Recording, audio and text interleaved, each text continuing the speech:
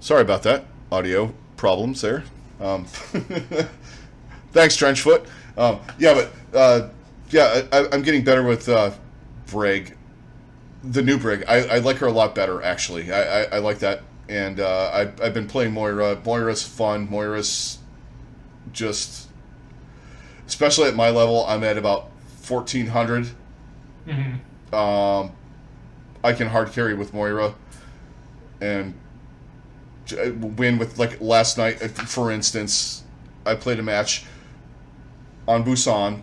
Our tanks were Roadhog and Diva, God. and we fucking rolled because I was just basically a healing machine. Hey, I mean, if that's what you got to do, then it works. All right, so Yeah. let's.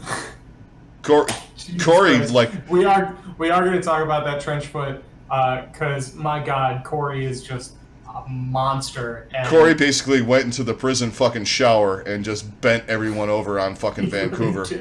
God, we're definitely gonna talk about that NSFW there, but still, that's what he did. And he did it with a Hanzo bow. right? And amongst other things. All right. First, we're going to start it off. So, basically, the saga of Crystal has continued this week, and now there's like a whole big lengthy post that we got from Hangzhou official people and all of them, and everything that comes with that. And it was very roughly translated. There's been a few different translations that give us a vague picture of what they're trying to say with it. Well, basically, no one looks good in this. No, but the other thing is he's a 20-year-old kid who's an idiot. Yeah, pretty much. We're all dumb at 20. And it basically was, most of this was brought to light because they kind of did the thing, they thought they were going to cut the non-transparency, which is the Overwatch League. They were like, well, this happened and that happened, and then someone, actually a couple people tweeted out, well, here's what really happened, and he was with his girlfriend, and she was Instagramming shit, and okay, I'm gonna go dumb and young on this, because, well, your team is looking at your fucking shit, man.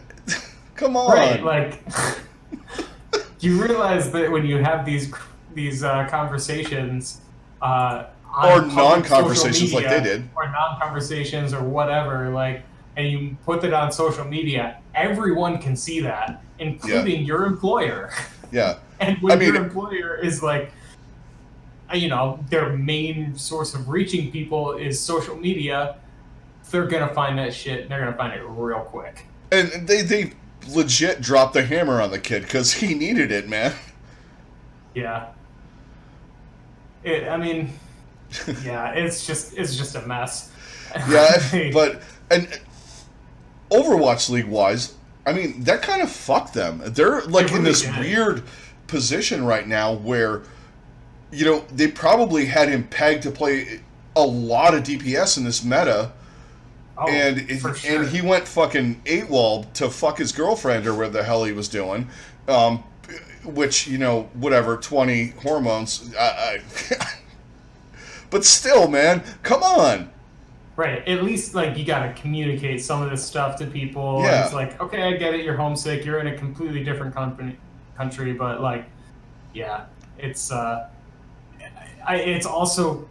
definitely questionable for still questionable for the Spark management to have put that stuff out on social media in such detail.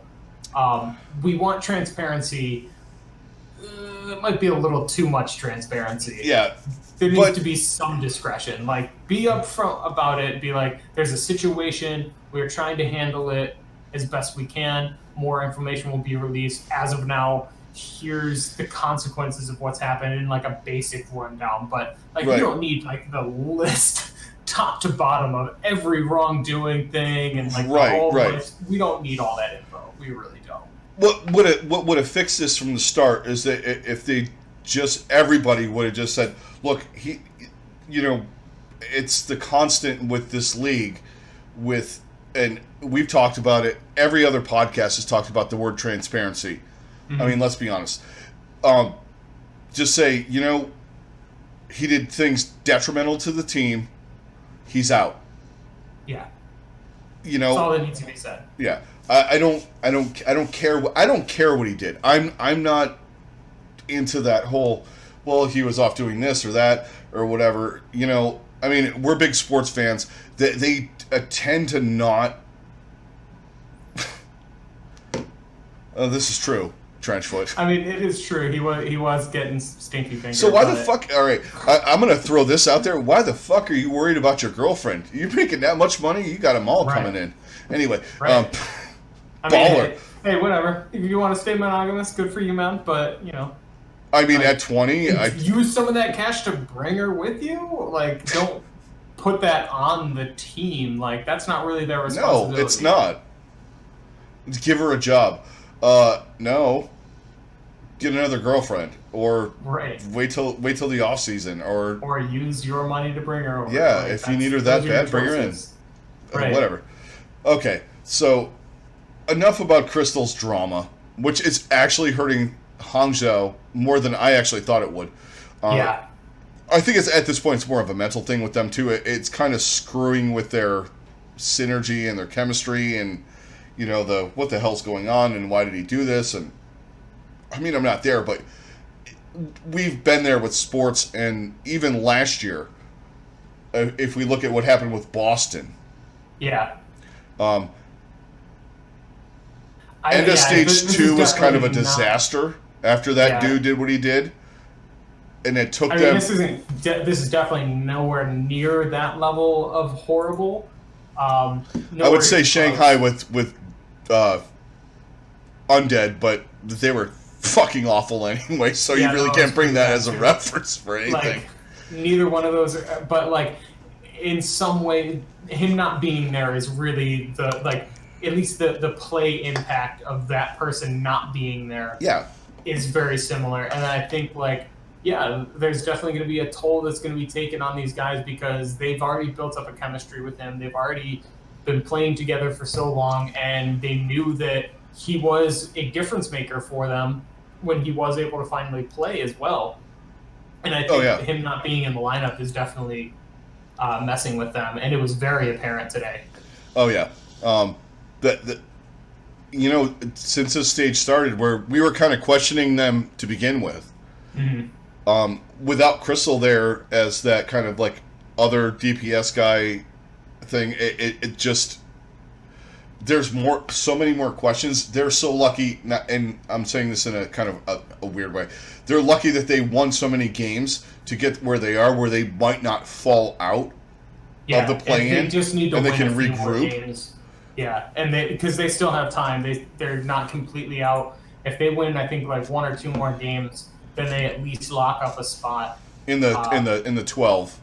In the 12, because they're up so high that right now they don't even have to play in the play-in. Yeah. But honestly, I don't see that lasting much longer. Yeah, with the way certain there teams are playing too. Yeah, there are definitely teams that are nipping right at their heels. Philly and Shanghai, them being probably the closest to it. But let's talk about the meta before we start talking about people nipping at people's heels that can't play Reaper in May. Yeah. Let's talk about that a little bit, because we kind of got into a little bit of the meta thing last week on our review show. It was going this way for sure, but this is becoming GOATS 2.0 to me. It really is. And it's pretty much you're replacing one of your tanks and one of your healers with Mei and Reaper.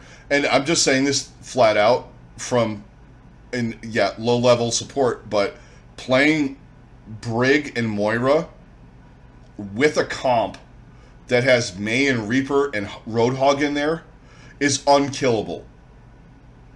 Yeah, there's so much self-sustain. Thank God that they didn't put this in for this stage, because it's been fun to watch, and we're watching these lower level teams and these teams that can play some of these weird DPS heroes pop off. But when we get to the playoffs, Brig's going to come back. Yeah. Because it's if you can imagine a slower moving goats, that's what this is. It really is. Like Yeah. it's like a slower, more methodical goats, but like bigger impact plays. Because when there's The thing is, you like can when people die, like everyone dies. yeah. Well, and the thing is you can hard counter this, unlike goats. Yes, there are which is good. hard counters, and there's still like even with that whole thing being there are still compositions where Widow is effective, where Hanzo is effective, and if you don't have any of those 4 characters, you are really screwed. Yeah. Basically, you need to have a good Reaper, a good Mei, and a good Hanzo, and one of those, either Reaper or Mei, needs to be able to switch to Hanzo, and you still just need carry. Mei usually. Like today, for instance, was Washington. We're gonna jump into that Corey, in 50 seconds. Corey fisting the fucking Titans, and I was watching that, and I'm like, they're not going to let up because so many people, they trashed so many people, Vancouver. Like, and then like did the afterwards, we're going to take over the world and all that shit. Washington was just like, oh yeah, how do you like Hanzo? Because here's a storm arrow right up your fucking ass. And one thing on that, Bumper cannot play Orisa to save his life. Right? Like that, he's terrible on Orisa. Absolutely awful. It was mind-boggling how bad his Orisa was. And this is we're talking Overwatch League bad. Like he's probably Grandmaster, but we're talking we're talking Overwatch League level. Like when he was using this Fortify and stuff like that, there was a couple times I was like, why'd you do that now? Yeah. Just. I mean, they'll figure it out. They will. The biggest thing that we took from this match is that as good as we thought Corey was on Widow, holy God, is his Hanzo devastating. Like he's absolutely filthy on Hanzo. Absolutely disgusting. Yeah, I think we'll see Stitch coming in and do some stuff, Trenchfoot. I think that's an option. They're going to let him do some things because they got to do something. Yeah, and Xiaomin Su as well. Free fall. Yeah, I still don't understand why we're not really seeing much Xiaomin Su. Well, you have Haxel, and it's kind of the waiting to play the Genji, but right. But at this point, I think it's very clear that Genji is just not going to be effective in this meta. Like Mei is a very hard counter to Genji, and the way he just gets wrecked. And some of these teams, like, and they're the teams that nobody expects to be able to do this stuff. Florida, Toronto, Washington, these guys are playing Mei at a fucking stupid level. Yeah. Blocking the amount of ults that some of these teams, the lower level teams, Mei players are blocking. Like, someone tries to bomb, block. Death Blossom, block. They throw the walls up. These guys are really, really good at Mei, which is terrifying to me because now I'm going to have to deal with that. There's already an absurd amount of Mei on the PTR. I might even have to pick her up. Myself included, because... Oh, yeah, you're a fucking good Mei. I am a troll, apparently, and... Me and you trolling with Moira and Mei. It's been... It's been fun though. I've actually really enjoyed it. Well, it's fun. It's fun to be evil sometimes. Yeah. Let's be honest. I'm good at. I also picked up being better than other Meis. Yeah. At least around my area on DPS because I'm like low gold. Yeah, I haven't even done my placements for that because I'm afraid. Because I play such troll picks that it's hard carry with Sim and Junkrat. I don't know. Hey, I mean, I feel like with if there was the full changes with like the beams and stuff, which honestly is not going to affect these guys all that much, but if there was everything, I wouldn't be surprised with the Symmetra changes if these guys started throwing in a little more Symmetra just because of how fast she melts shields. Yeah. Like, Well, and the thing is you Nobody get should the hold up to that. Stratus is an absurd fucking May. And the Yeah. problem with Washington, and we were talking about it a little bit last week, is I wish that they did this on stage 2. Because Yes. now you got Stratus and Corey doing what they do, and fucking Stratus playing May is insane. Oh my god, Sunglasses the things and all. he was doing with that wall is insane. Yeah, I think they open people's eyes, like how you can actually play May. Because we always kept saying last year, we're like, you really could use May in this situation, and nobody Right. did it. But now it's like, oh yeah, May. I think, well, definitely some of the changes that have come in to make May better, that really were, A, some of them were ignored, and then B, like, just the way that the power creep has gone has really gone in her favor Yeah. now. Like, with the increase in, or the decrease in the amount of time it takes for people to freeze, Yeah. the amount of damage she does, like even the visual effects that they've done with her, like has made May a way better pick. Yeah, I mean the only time she got played was just for hold the stalling. point. Yeah, or the very few times that she was used to counter pirate ship on Junkertown. Yeah, like Shaz used to play her. Like Shaz would dive in and play her like on defense. I think Taimu was one of the ones that really. Prophet played her actually a little bit last year too. Yeah, because Prophet's Prophet. God.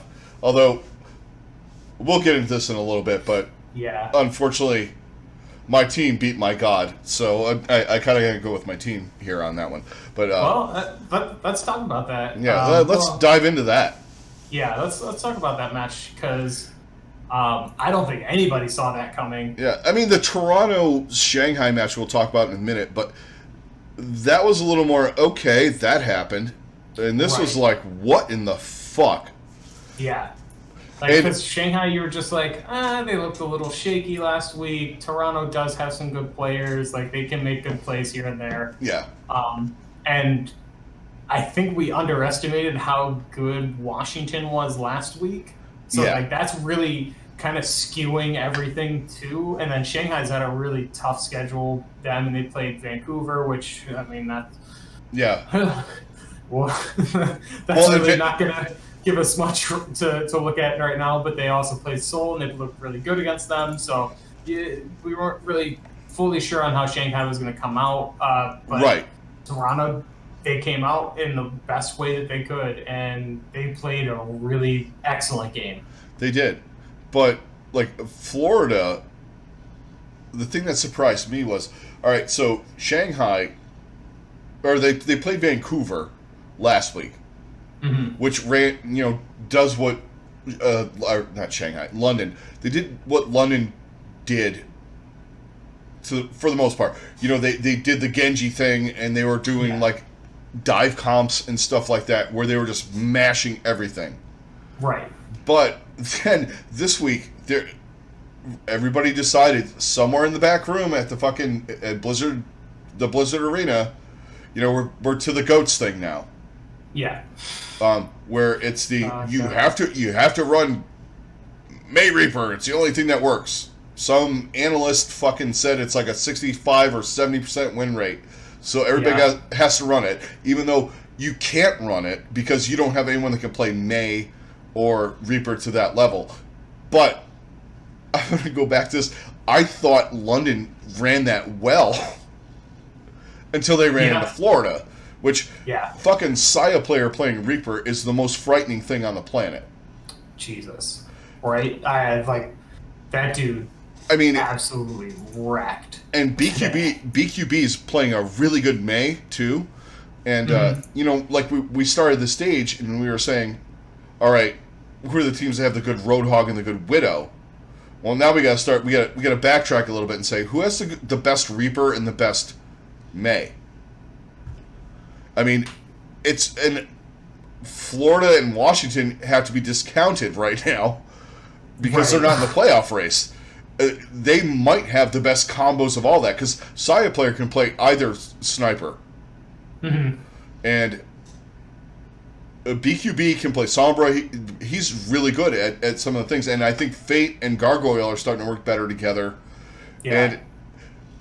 And, unfortunately, it's way too fucking late this season. I think the biggest thing that this team can take from this so far is that, like, I think they're starting to figure out the guys that they're going to be able to keep for next year that are going to be worth having. And I think having a little more of that surety of, like, okay, we're always going to need 2 DPS, two tanks, all that. So I think that they really benefit from that. And then also,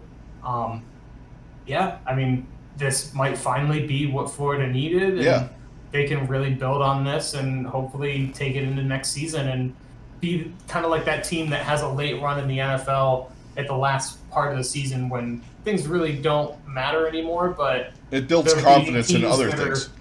Right. They're beating teams that are hoping for playoff spots. Which I'll play spoiler this year. Exactly. And I think at this very moment that is the best place they can be, and I'm excited for them. I really think that they have a good chance of finally turning things around, at least to the extent of they can be a competitive team. Team. Exactly. I was like, just be competitive. I'll take that. And, they were more than competitive this week. Last week they weren't. But, they could have beat Washington. Washington's better than we thought. Right. And I really do think that plays a big factor into it. I think we really underestimated just how well Washington played, and that does kind of put things into a little more perspective. Because, that's something we even talked about last week of, like, is Washington for real? And I think they definitely proved that this week that, they might be. And Giannis and Sansam were not terrible either. Yeah. And the support line's good. Sansam is a beast. He is fantastic on Roadhog. Yeah. And his diva actually wasn't that bad this week either. Yeah, his diva was pretty solid. I think this style of diva is much better suited to his play style than Goats was. It's a weird style of diva. It's like a combo style kind of. You're playing mostly defensive. Yeah, it's mainly defensive, looking for moments where you can be hyper aggressive. Right. You go in with the Reaper with the missiles and fuck stuff up. It's kind of a, damage boost the Reaper in, block the Death Blossom, try and eat, whatever you can eat as far as, Blizzard or halts, any of that kind of thing. Right. So, the biggest problem with that is teams are playing a lot more Moira, and that fucks with Diva. More Moira. Yeah. Yeah. But at the same time, Diva's kind of a good counter in some places because she can eat her ball. Yeah, she can eat the balls, but when the ult time comes up, that's the one ult she can't eat. Yeah. One of the ults she can't eat, but like one of the ones where she can't really block anything. Yeah. These. I don't know. The main advantage that Moira has is she builds her ult so fast. Because it's not the most effective ult, especially at this level. Yeah. They're usually pretty good at avoiding the damage, and it's more of a sustain. They use it more like in my level and probably up to like Diamond. You're using it for damage and healing. They're using it for a sustain on a point to keep people alive. Yeah, they're using it. We're using it the wrong way. Is basically we are and we aren't, because there are times where they can finish off some people. Yeah. Just because it is very effective at that. Like low health targets do die pretty quickly to it, but that happens so rarely that they're like going to be that low that they can really even take advantage of it. But it's definitely more of a sustain, and it's just extra healing. Yeah. And the amount of healing she can pump out, like when you get it is good for zoning too, Trenchfoot. Yeah, exactly. As well. But like when someone throws down a blizzard, you throw an orb in, and because you can still get out of that, you still have your spray, and you can throw a healing orb in there, and you can at least keep people alive through that. Unless they drop a Death Blossom or something fucked up in there, which really doesn't happen as much here because you have so many walls going up like from the other May. Yeah, it's like okay, everything's zoned off. They got the Orisa, which is like reset time in this meta, but for the most part, pretty much. So let's head back a little bit more. We talked about it some, but with Toronto and Shanghai, I mean, this match definitely was not as big of a surprise as the rest of the matches of the week, the rest of the upsets that we had. But, I mean, it was still, like, it kind of was a precursor to what was to come. Yeah. And, man, like, Toronto looked pretty solid. Like they did. They looked really good. Gods, I think, is their... Gods now is their leader. Yeah, for sure. He was playing an awesome Roadhog. He was doing a lot of things, but... If you look at their May and their Reaper play was fantastic. Logic's a couple times when he tried to do sniper stuff, he had some moments where he was getting owned. But you know what? When he switched to Hanzo a couple of times, he looked better this match and when they lost today. But still, his Hanzo looked really good. Yeah, at times, and Hanzo's more of the pick because of the barriers and whatnot. Yeah. But his ability is absurd. Like his hero pool is massive, and I think he has been one of the most underrated pickups for any team. And it still just makes me question, like, why didn't someone pick him up earlier? Toronto, the only team that picked him up. Yeah, like it just blew my mind. Yeah, I mean, he has his moments where he's kind of off, but.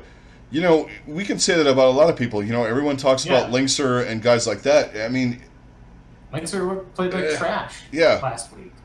I mean... He looked good today, but he played like trash last week. And... I mean, there's other guys like that, too. It's just... He's on their level, if not a little bit better at some things. Mm-hmm. I mean, he deserved a shot. I think he got fucked with the whole stereotype of the Mayhem last year. Yeah. Which, I mean, he was on a team before... Like, the whole Mercy meta and all that shit started last year, when we went into Overwatch League, that, were fucking dominant. Yeah. So, I mean, I'm glad he's doing well, because I still have my Thank Mr. Logic's t-shirt, and, I wear it. Same. Yeah. I don't wear mine very much because I got a stain on it because it's a white shirt. Yeah, I'm not good with white shirts. I gotta wash that. I'm terrible with white shirts. Same. But, yeah, Toronto looked good. Shanghai didn't look terrible, necessarily. They tried to do what they do, and I don't know if it's working. Yeah, it just wasn't enough, and they just... I mean, they didn't get buried. I mean, they went to 5, so... No, they. it was 3-1. It was a 2-1. 2-1. Well, it was closer than it wasn't like a. Yeah, I guess what I'm getting at. It wasn't like today where Chengdu just mashed New York or. Washington literally was styling on the best team in the league. Yeah, exactly. Which is kind of awesome. I mean, in Florida, fucking owned London too. It really did. Yeah, like that's why this one was kind of like the lesser of the beatdowns. But that does bring us into our final beatdown of the week, and that was Chengdu just fisting New York today. What's with New York? It takes them 6 years to figure shit out. Right. Like, I mean, last year they don't have that many losses, but like last year we went in, it was kind of dive to start. So, and it was that way for 3 stages, I'm sorry. Yeah. For the most part, and they were fine. It's just, like, if there's any adaptation, they're fucked. I don't understand. It was ridiculous. And I mean, Nene is a god. If they didn't have Nene, they wouldn't be anywhere right now. Right. Like, that's the most disturbing part. Like, Nene has been their best player, and you look at this team and you're just like, that's the guy that's the best player? What's going on? I'm gonna throw this out. He's like Saya player for Florida last year, right now. Absolutely. 49% crit accuracy, and they're still losing. Yeah. And, I mean, Jinmu he just absolutely destroyed this team top to bottom. Yeah. And Yang Xiaolong looked really good when he was playing. Bacon Jack looked really good on King's Row. Their DPS, I was giving them shit, kind of. Not shit, but like, all right, what's going to happen when all of these gods get on DPS? Right. Are they going to be able to really hang with the big boys? Yeah. And it is an emphatic yes. Yeah, they're hanging and beating the big boys right now, and it's fucking hilarious, actually. I think their tank line has been the unsung heroes of this team. Amen. I mean, everyone talks about Amen, but I mean, Elsa has quietly been one of the better off tanks in the league, and just opens things up for Amen. Yeah, and yes, Jamiroquai did get a map win, which is good for them. Because I don't know how to. Jakirin, whatever that dude's name is. I'm terrible with that. Yeah. But everyone gives Aiming not gives him shit, but it's kind of like he's the Yoda Chad fucking ball. But he's really good at other characters. Yeah, he can play Orisa well enough. Yeah. He's better than Bumper. He's definitely better than Bumper. I mean, Bumper. He has the same. Bumper's hot garbage at Orisa. Holy God. Well, the problem with Bumper on Orisa is, and I know this from experience, is he's way too fucking aggressive. Yeah. I mean, he's way too aggressive on Reinhardt. Let's be honest, but he has enough coverage on that. Like, he gets away with it. Yeah, you can't get away with that on Orisa. You put the shield on and you're like, oh, fuck this. I'm chasing this motherfucker and nope, you're not. You're just a slow horse fucking running down the street at that point. Like, there was a couple times I was like, why'd you use your Fortify, dude? Right, like, what are you doing? I said that earlier, but, it's like, come on, man. But Ameng actually has impressed me on some of the, the other heroes they can play. And as much I'm going to go back to their supports. Their supports are really, really good in this meta.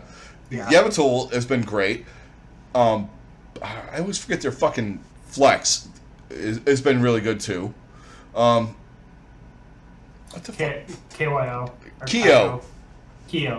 Because I always want to call him Cucamonga. Every time I say Kyo, that's all I think of. Cucamonga. Seattle.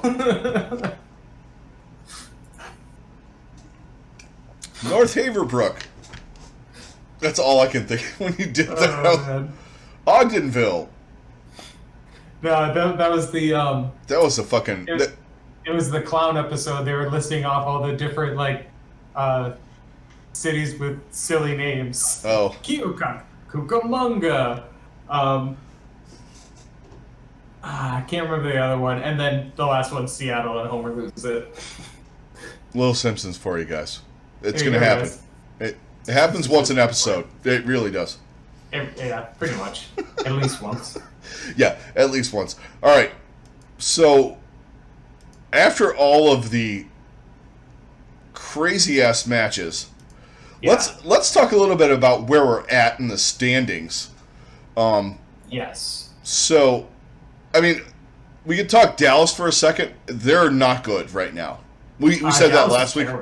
Yeah. And these teams are pretty much. Let's just go over the teams that we think that are pretty much out. So going into today, Dallas had a 0.82% chance of making the playoffs, any kind of playoffs.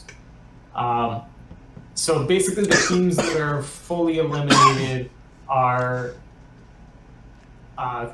pretty much confirmed eliminated is Toronto, Boston. And these are all teams that are less than a 1% chance of getting into the playoffs. Some of them are still technically not completely eliminated. So Toronto, Boston, Paris, Dallas, Houston. Houston's at 2.29%, but I think with their loss today, they dug their own grave. Lower. Yeah. Their schedule wasn't as favorable as other people's either going into this, so I mean, valiant effort. Right. No pun intended, but that team has a shot. The really Valiant. the biggest thing that changed things today is the Chengdu beating New York shot theirs up considerably. Yeah. They have a very good chance of making it into one of the playoff spots. Especially since they 4-0'd. The only other team in their range is Guangzhou and the Valiant. Yeah. So the Valiant are technically 2 spots out because they're in 14th currently because they have a I don't know why is Dallas in front of them? Oh, because they have one more loss. The Valiant does. Yeah, it's like it's a baseball half game. Yeah. So Dallas is a half a game in front of the Valiant. So the Valiant can change that. Dallas has they're pretty much done. Really, it's going to be a toss-up between the Valiant, Guangzhou, and actually Hangzhou has some danger of falling out. They do, and the way they're playing... If they lose out, they are complete. Like, they could fall from 4 all the way to 13 and not make any playoffs. Which is unfortunate, because they really need to win some games. Which is unfortunate, because I like the way they were playing. Guangzhou is the scariest team, Trenchfoot, in my opinion. I agree.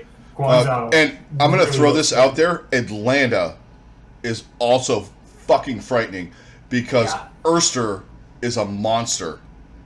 What a pickup. Erster is fucking scary. Those two teams, what do you I would know? not... A guy that we said was really good that no one gave us credit for. Yeah. Gets picked up by another team and is playing like a monster. Yeah. Erster on Atlanta, I'm telling you, that dude, and fucking Baby Bay has been playing well too. Atlanta, I mean, we didn't have them kind of on our schedule to talk about them, but Atlanta, we were talking about them as one of our question mark teams going into this week. They solidified themselves as scary for other teams. And I would not want to face them right now because, I mean, Baby Bay's memeing about, being the Anubis one trick and all that shit. But dude is playing really good. Erster is comparable to Corey on Hanzo right now, in my estimation, and it's fucking dopey. They're playing way better than I thought. I'm sorry, I mixed up Erster and who's the guy who left Toronto? Envy? No, the other guy. He was their DPS. Oh, he was their brig. Stellar. He's on Boston. He's fucked. Yeah.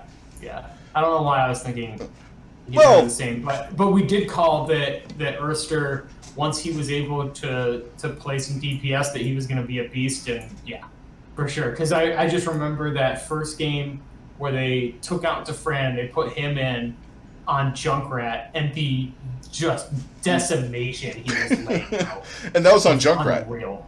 Yeah. Yeah, and his Hanzo's sick. Yeah. And you have to have that. Because Widow has value, but when you have the barriers that are up and all that kind of stuff, she kind of loses it. And then you have the self-sustain with Roadhog and Nay and Reaper. Yeah, you're gonna get picks. It's all you got to target the squishies. The your supports and all that kind of stuff. But Hanzo has the shield break ability. He has the one-hit ability, and he has just... You can take over against a comp like that. Ridiculous. He was so freaking good. All right, so let's see. Who else is... that's really where we're at as far as teams that are pretty much right in that playoff mix. Like, it's shaping We're getting up. close to set. Yeah, it's shaping up. Like, there's... Like, Guangzhou has pretty much solidified their spot. I mean, really the only teams that have any chance of the Valiant out are the Valiant. Yeah. Dallas, if they could. I mean, it's going to be a toss-up basically between the Valiant, Guangzhou and Chengdu. One of those three teams are going to get in. Yeah. I don't. One of those teams will fall out. If Shanghai fucks up, they're out. Yeah, Shanghai's got really skating a thin line too. Yeah, and as much as we've been talking how great they were, I mean, Seoul is kind of on the edge, but they have such a high map differential for so many losses. It's weird. Yeah. They're a weird team anyway. I don't know what's going to happen with them. Well, because when they win, they crush. So it's weird for them. Yeah, they just mash people and then they get beat like 3-1. So I don't know what the. I don't understand Seoul. Whatever with them. I just don't know. I don't know what to fucking expect from them. For me, someone like even from last year, I was told so many things about Lunatic High and all this stuff, and you're waiting for this fucking moment, and they shit the bed every fucking time when they have a moment that they could like dominate.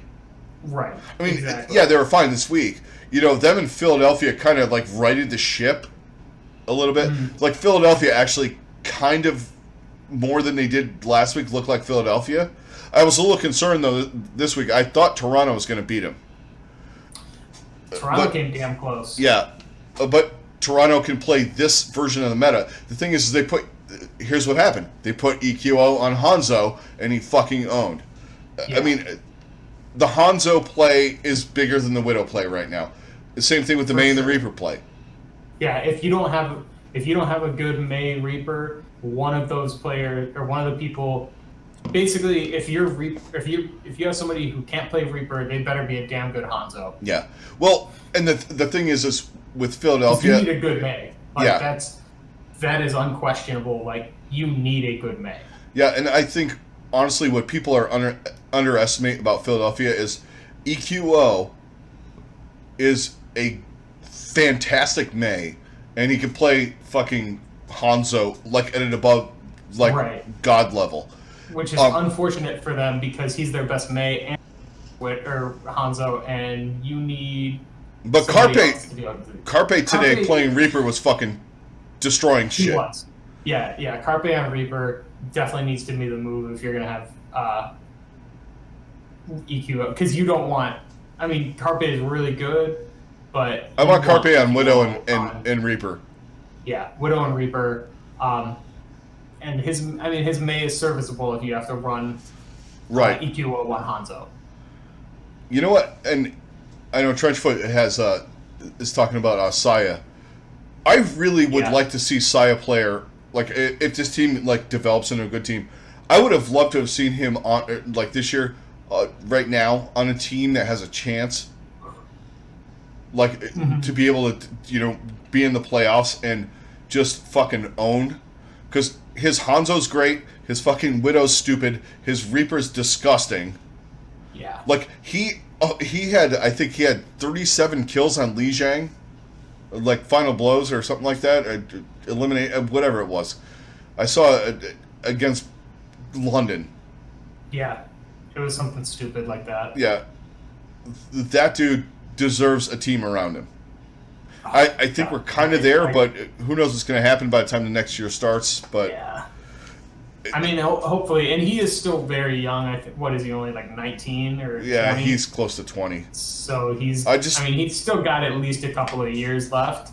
I think he's got at least 2 seasons for sure, where he can really play at that level. Yeah. So hopefully next season they are worth something, and they have at least something around him, so he can win them some games and be their Mike Trout, where they're a bad team and he helps them get 10 more wins. Yeah.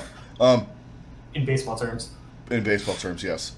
Which is like 10 more map wins. How about that? Yeah, I'll take that. Sure. At this point. But I think they kind of got their building stuff. I know we're talking about the Mayhem again, but I was excited this weekend. I 3 times this year I've gotten to be able to be excited. Hey, you gotta 4. take what I'm you sorry, can 4. Holy shit. Am I out? No, wait, 3. 4. We got 4 wins. I don't know. Whatever. It's inconsequential at this point, but Yeah. it's like I could go to bed going, yeah, 3 wins. I can go to bed and go, yeah, okay, today was good. I did not feel fucking disgusted. And I mean, I'm one of those people that's like, you know me well enough. I'm fucking hard on my team when they fuck up. I'm that way. But when, they start playing well, hey, I'm there. Yeah. But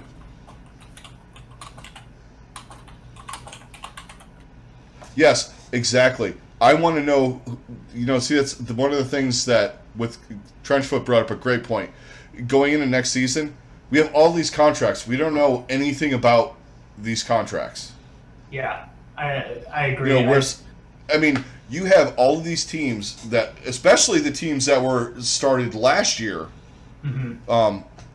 Where are their contracts at? We heard the things about like the infamous, like, from other sports, the play-in or the next season they have the option, right? The sign-in option, but either a team option or a player option or whatever. And I know that was something that was talked about in the very, very early stages. Was a lot of these guys got signed to 2-year contracts, I believe. Yeah. With team options. So most of those were picked up for this season. So does that mean that, like, most of the players in the league are eligible for free agency? Yeah, that's. I mean, you put a guy like Saya out on the fucking block. What's he gonna get? Right. Especially if this meta kind of. Because by the time the season ends, and then you have World Cup, I mean, you can have Sigma in there. You probably. Who knows what we're going to get at BlizzCon? Because that's going to be a whole fucking... They keep teasing it as something that's great. So between now and then, we're going to get at least one more hero. Yeah. On top other of than Sigma. We are going to see Sigma. Yeah. So it'll be interesting to see, what that other character is, if there's any more characters than that, and then kind of how that changes the meta and the tweaks that they're probably going to do. And the balance patches that they're going to run for 2-2-2 and all that stuff. Yeah. All of that is inevitable. Like, we're going to see a lot of, like, this game is going to probably look completely different again. And I mean, that's kind of part of the whole thing, is like every season is going to have a different thing, and because balance changes and all of that. So it's all these guys kind of picking that up and all of that. The Valiant signed Pine, they'd actually have a fucking sniper. I mean, KSF is good, but yeah, I would love to see Pine go to a team where he can play. I think. I mean, it's if you're really silly for so many of these teams to just be stacking up so many DPS and then never playing them. Right, like Striker's like in jail right now again. Yeah, poor Striker. But, like, I mean, what's he gonna do? Like, he can't. I mean, his best character is not playable right now, really. Yeah, and you already have other guys that are just have bigger hero pools and are better at more characters. Well, and Architect gets kind of underrated for that shit. Yeah. It was one of the things we talked about at the end of last year when, San Francisco is kind of starting to come around a little bit. It's like, Architect's got a good hero pool. He's good on a lot of stuff. Pine Creeve would be stupid. Yeah, that'd be gross. The thing, like, what's going to happen with teams like Houston, the Gladiators? I mean, the Gladiators in Houston are like these quote-unquote family teams. But, say San Francisco offers Surefour a fucking $250,000. Right. Well, I don't think San Francisco... Well, I'm just throwing it out there. Yeah, like maybe Toronto. Or Toronto or Atlanta or name a team that's running a mixed roster or a Western roster. Right. The Valiant. Imagine that. That'll be like the first Red Sox-Yankees fucking bullshit. The Babe Ruth trade. The curse of the Bambino. What the fuck does he call himself? The Tatsumi? The curse of Tatsumi? Pretty much. Oh man, that would be awesome. But you don't know what's going to happen. Yeah, you really don't. Holy shit, my dog is like literally snoring, and I can't hear through my headphones. Sorry. It's all good. I can't really hear it, so okay. No big deal. I'm just like also here because Penny took we went down to the park like after I got home, and then like it was like to wear him out so like I can stream without him like bouncing around my fucking house, and he's snoring like in my ear. Oh god. Yeah, but I'm so interested to see what happens. Yeah. With this stuff. Yeah. All right. Well, I think that's pretty much everything we wanted. Yeah, I think thank we're you good. Guys for joining us, and don't forget to check out our Twitter. That's where you're going to see all the latest updates on what we're doing and all the videos that go live, whether it's on YouTube or on a podcast of your choice. If you are watching on YouTube, don't forget to give us a like and subscribe. Anybody that joined us in the live stream, thank you so much. Trenchfoot, you're the man. You're here every week. Thanks a lot. Thanks so much for coming in and supporting us. We really appreciate it and your contribution. Anybody else that wants to come in, always keep in mind every Sunday night we try to stream sometime between 9:30 and 10:30 Eastern. So definitely come in and check us out. And thank you for joining us. We hope to see you guys in the next one. And thank you. Thanks a lot, guys. We'll talk to you later.